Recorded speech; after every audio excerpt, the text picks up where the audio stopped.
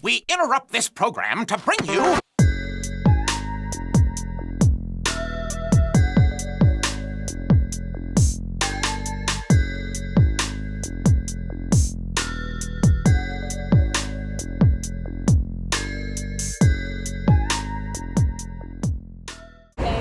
Hey, real quick, did you hang on to the watch or did you get rid of it after Kylie posted that silly post? Oh! Micro trends in fashion are super common in today's climate, and they usually hone in on hyper-niche aesthetics like the office siren, coconut girls, clean girls, the mob wife aesthetic, and more. Unless you've been living under a rock, you know that the 2000s have had a hardcore impact on the 2020s. However, I think aesthetics from the 2010s are slowly starting to creep back up on us. I'll go more in depth about this in another video, but for now I want to talk about an aesthetic that's currently bubbling under the radar, and that's the 2010 IG Baddie aesthetic. If you're active on Tumblr or Pinterest, you may have seen a spike in interest with the early to mid 2010s. From TikTok's obsession with the King Kylie era to Gen Z's obsession with 2014.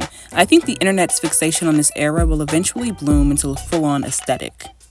But before delving into the characteristics of this style, let's talk about its origins. For starters, what is an IG Baddie? Well, she's a woman who always looks flawless, is up to date on current trends, may even be a trendsetter herself, and is famous for her looks. Most people mark the beginning of this era with the King Kylie era of 2015 to 2016, but the girl who's often credited as being the first IG Baddie is India Westbrooks.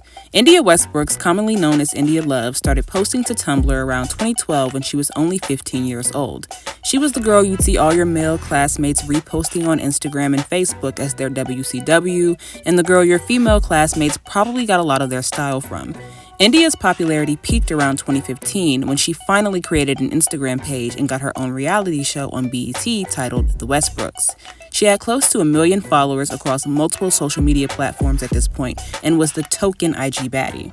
Alongside India Westbrooks, other girls that popularized this wave of female cyberstars were models, video girls, and exotic dancers such as Blac Chyna, Miracle Watts, Aaliyah Petty, Bernice Burgos, Chanel Iman, and many more. They'd often be seen doing club hostings, shopping and traveling with friends, hanging out with their celebrity boyfriends, and taking selfies.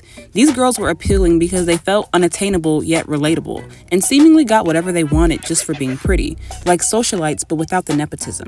While I do believe the era of IG Baddies is pretty much dead, people on TikTok, Instagram, and Pinterest have started reminiscing about that era, which leads me to believe that the aesthetic will have a full-on resurgence within the next few years. So what are some key elements and clothing necessities commonly associated with the 2010s IG Baddie?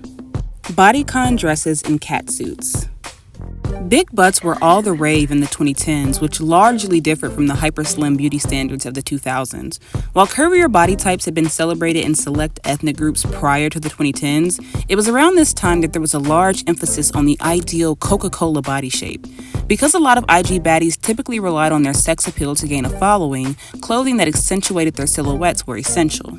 So bodycon dresses and catsuits were very popular, specifically the Hervé Leger bandage dress that wrapped around the body so tightly it made the wearer slightly unable to breathe. While I don't suggest wearing anything that prohibits you from doing something as basic as breathing, I wouldn't be surprised if more comfortable versions of these skin-tight dresses made a small comeback. Catsuits have already had a bit of a resurgence, with brands like Mugler, Dolce & Gabbana, Poster Girl, and Roberto Cavalli releasing different mesh and lace variations of the clothing item. And what's the perfect thing to wear with a bodycon dress or a catsuit? Platform heels and stiletto pumps. High heels absolutely dominated the 2010s and were crucial in elevating your outfit from basic to fabulous. Most girls even wore high heels with skinny jeans. Platform stilettos reached their peak popularity in the early 2010s, with some heels being up to 8 inches tall, with platforms anywhere from 2 to 4 inches thick. These towering high heels were likely a lingering trend from the economic downturn from 2007 to 2009, seeing as heels tend to get higher as the economy goes down. Some of the most popular heels from this era were the Jeffrey Campbell Lita heel, Valentino Rockstud heel, and the Yves Saint Laurent tribute sandals. But no shoe dominated like Christian Louboutins, from the Alta Boutin boot to the Body Strass heel, Geo pumps, and the iconic Daffodil heel. If you didn't have at least one pair of red bottoms, what were you doing? With the current popularity of kitten heels and wearable shoes, it'll probably be a while before platform and stilettos make a huge comeback. But then again, do heels ever really go out of style? Bundles and Chinese bangs. IG baddies had thick and voluminous hair, and this was because sew-ins and extensions were way more popular than wigs. Sew-ins could last up to 2 months when installed with the right hair, and had a certain bounce and fullness to them that tied a look together. You could wear a really simple outfit and completely elevate it with a good sew-in. It just added on to the idea of always being flawless, even in the simplest of ways. After all, it's hard to not look good when your hair looks good. There was also this trend of Chinese bangs, which were heavily influenced by Blac Chyna, and side bangs that covered almost half of your face. The Chinese bang is currently having a bit of a renaissance, and I think it's only a matter of time before bundles make a full-on comeback. Crop tops and high-waisted jeans. One of the decades that influenced the early 2010s were the 1980s, and one retro style that made a big resurgence was high-waist jeans, vastly different from the popular low-rise jeans from the previous decade.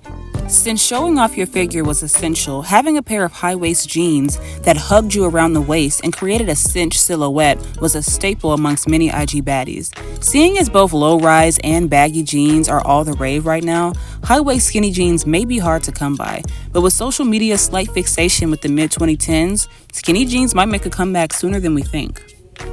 Smoky eyes and bright concealer. While most people prefer clean makeup and soft glam looks now, makeup in the early to mid-2010s was very dramatic, with there being a big focus on smoky eyes, sleek eyebrows, and bold lips. If you wanted to go for a more neutral eye look, you'd probably accentuate it with a bold lash and a black wing liner. It was also around this time that people started baking their concealer for a brightened under-eye effect, a trend that's still popular to this day. While I don't think under eyes will ever go back to being this bright, I wouldn't be shocked if soft smoky eyes and nude lips had a small comeback.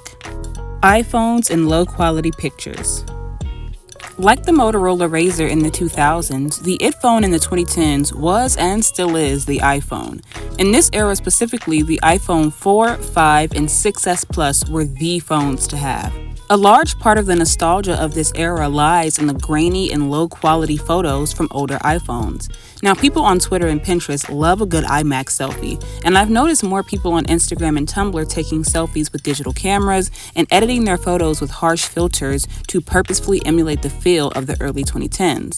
I think eventually people will start to buy old iPhone 5s and 6s just for the gimmick, similar to how flip phones made a small comeback in 2020 when Y2K fashion started making its first resurgence. What do you guys think of the 2010s IG baddie aesthetic? Could you see yourself participating in any of these trends if they became popular again? And are there any trends or Instagram models from this era that I left out? If so, let me know. Until next time, goodbye.